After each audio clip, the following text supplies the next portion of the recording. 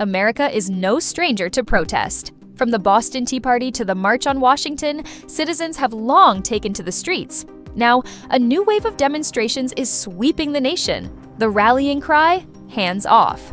This phrase encapsulates frustration directed at President Trump and Elon Musk. Over 1,400 protests have erupted, organized by a pro-democracy movement. Images of packed streets dominate the news cycle.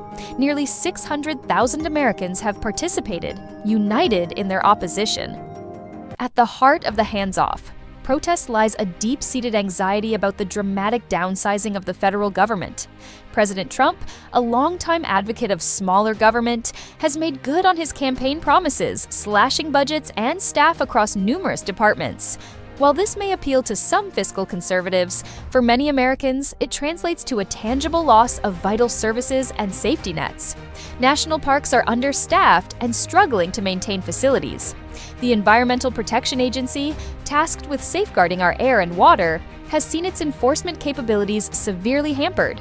Social programs that millions depend on, like Medicare and Social Security, are facing cuts and uncertainty. Adding fuel to the fire is the controversial appointment of Elon Musk as head of the newly formed Department of Government Efficiency. Critics argue that Musk, known for his ruthless business tactics and disdain for government regulation, is ill-suited for the role. Few groups have been as vocal in their opposition to the Trump administration's policies as labor unions. Representing millions of workers across various sectors, unions see the current climate as a direct assault on the rights and livelihoods of their members. The hands-off. Protests have become a platform for union leaders to amplify these concerns. Randy Erwin, president of the National Federation of Federal Employees, minced no words in his address to a crowd of thousands in Washington, D.C. "This is not just about jobs," he declared, his voice booming through the loudspeaker. "This is about an attack on the very idea of public service, of a government that works for its people."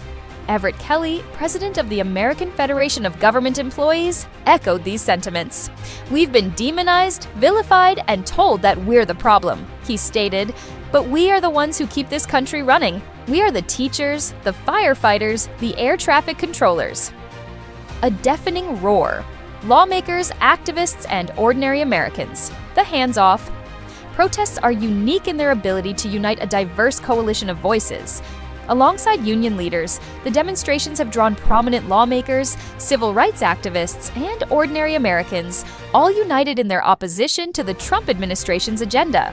Democratic lawmakers in particular have been vocal in their criticism. Congresswoman Alexandria Ocasio-Cortez, a rising star within the party, addressed a crowd in New York City, her words imbued with passion and urgency. "They want us to believe that government is the problem," she declared. But government is healthcare. Government is education. Government is protecting our environment and ensuring a future for our children. Civil rights groups have also joined the fray, expressing concern that the administration's policies disproportionately harm marginalized communities. Vanita Gupta, president of the Leadership Conference on Civil and Human Rights, warned that the cuts to social safety net programs will have a devastating impact on low-income families and communities of color. But perhaps the most powerful voices belong to the everyday Americans who have taken to the streets to make their voices heard. Churches. The fight continues. A look ahead. The hands-off. Protests are more than just a momentary outburst of anger. They represent a coalescing of opposition, a growing awareness that the direction of the country is at stake. The fight is far from over. Organizers are already planning future demonstrations and calling for sustained pressure on lawmakers.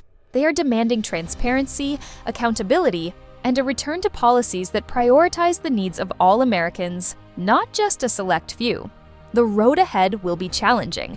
The Trump administration shows no signs of backing down from its agenda, but the hands-off movement has tapped into a deep well of frustration and a yearning for change.